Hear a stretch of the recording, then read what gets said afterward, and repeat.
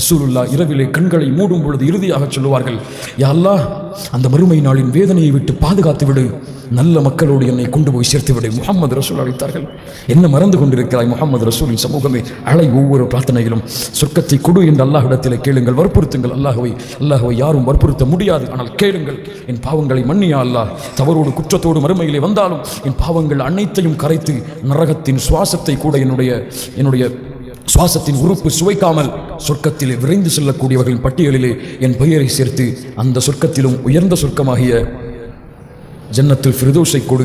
அதிலும் முஹம்மது ரசூலுல்லாஹ் ஸல்லல்லாஹு அலைஹி வஸல்லம் அவர்களோடு வாழக்கூடிய பாக்கியத்தை, அவர்களின் தோழர்களோடு முஹம்மது ரசூலின் சபைகளை அமரக்கூடிய பாக்கியத்தை, உன்னை இந்த 2 கண்களால் பார்த்து ரசிக்கக்கூடிய பாக்கியத்தை கொடு என்று அல்லாஹ்விடத்திலே பிரார்த்தனை செய்து ஒவ்வொரு நடையையும் எடுத்து வையுங்கள்.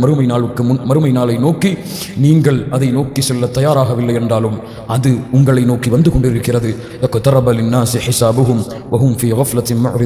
மறுமை நெருங்கிவிட்டது. ஆனால் இந்த மனிதன் அலட்சியத்திலே வாழ்கிறான், மறதிகளை வாழ்கிறான். வெளிப்படைந்து வா.